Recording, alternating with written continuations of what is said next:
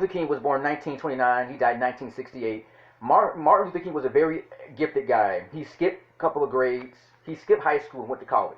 He graduated high school at 15. He went to college, made a degree. His parents were preachers. He grew up in a nice neighborhood. He was a very respected black man. He actually in college he dated a white girl. His father told him that he should not be dating a white girl, and that broke his heart. His father didn't approve of him dating a white woman. Nobody knows about that, but later on he dated Coretta Scott. And they were a very Christian family. See, something about him, he did not like that. Martin Luther King won a Nobel Prize. He was a genius. He was very smart. He skipped high school. He was gifted. 15-year-old boy in college. Most guys graduate high school when they're not 18 years old, 17, 18. So he was a very gifted boy. He was a mild-mannered man, stayed out of trouble. He appeared to be nice. He dressed up in a tuxedo. He was short. He wasn't very tall. He was only 5'6". He didn't grow to be very tall.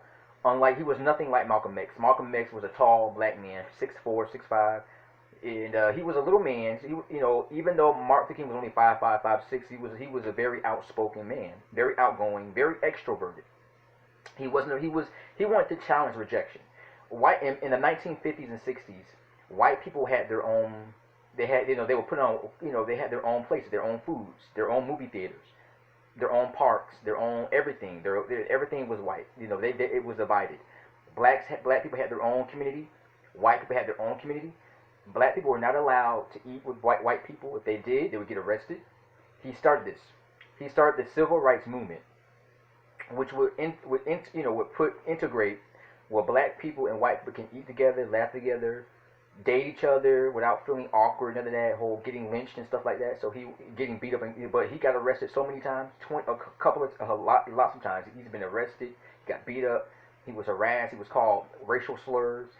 The civil rights movement, it caused a lot of trouble. A lot of black kids, a lot of college kids, white and black kids were, they started doing marches and stuff like that. It caused a lot of trouble. He died in 1968 by James Earl Ray. James Earl Ray was a loner white guy, no friends, no wife, no kids, no nothing. He was a petty criminal. He would rob banks and stuff, and stuff like that. But he was a petty white guy. He didn't do it.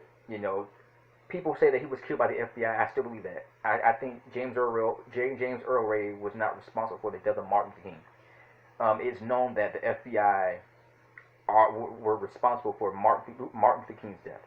And people today still celebrate Martin Luther King's anniversary. He's been dead for over 50 years. He's been dead for like 52 years now. So, he did, would he be proud? He would be happy to see white and black people together. Because a lot of white people are friends with black people now, and he would be very proud to see how the world changed, to see a black president, Obama in 2008. He would be very happy to see how much the world has changed over the past 50-something years. There is still racism going on in the world, but it's not as bad as it used to be. It was worse in the 1960s. Back in the 50s, 60s, it was a lot worse. Black people had to sit in the back of the bus. White people sit in the front of the bus. You know about Rosa Parks. I'll get to her later. She sat in the front. She was told she broke the rules. Rosa Parks. She got tired of sitting in the back of the bus, and she sat in the front of the bus with the white people. She got arrested for it. But that's it, Mr. J. Here, peace.